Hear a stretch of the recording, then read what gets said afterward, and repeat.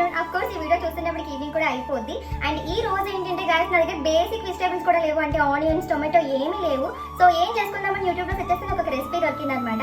And completely baseless recipe. So ఏంటో చేసేద్దామా? చలో ఈ రెసిపీ కావాల్సిన ఇంగ్రీడియంట్స్ చూసేద్దామా? పెరుగు ప్యాకెట్ చూస్తేనే అర్థమైపోతుంది మనమైతే దద్దోజనం చేసుకోబోతున్నాం. మెయిన్ ఇంగ్రీడియంట్ వచ్చేసరికి అన్నం. అదైతే బాగా స్మాష్ చేసుకోవాలి. వేడిగా ఉన్నప్పుడు చేసుకుంటే ఈజీగా అయిపోతుంది, నాకు కొంచెం కష్టం అయ్యింది. స్మాష్ చేసిన అన్నంలో ఈ పెరుగు అలాగే కొంచెం ఉప్పు వేసుకొని కొంచెం ముద్దగా కలుపుకోవాలి. ఆ తర్వాత స్టవ్ ఆన్ చేసి పెనం పెట్టి ఇందాక తీసుకున్న ఇంగ్రీడియంట్స్ అన్ని ఒక్కొక్కటిగా వేసుకోవాలి. ఇంకా కరివేపాకు ఇలాంటివి కూడా వేసుకోవచ్చు, బట్ నా దగ్గర లేవు, ఉన్నవి మాత్రమే వేసుకున్నాను. మిర్చి కూడా మనం ఎంత ఘాటు తింటామో దాన్ని బట్టి వేసుకోవాలన్నమాట. ఇందాక ముద్దగా చేసుకున్న పెరుగన్నాన్ని తెచ్చుకొని ఇందులో కలిపేస్తే టేస్టీ అయిన దద్దోజనం రెడీ.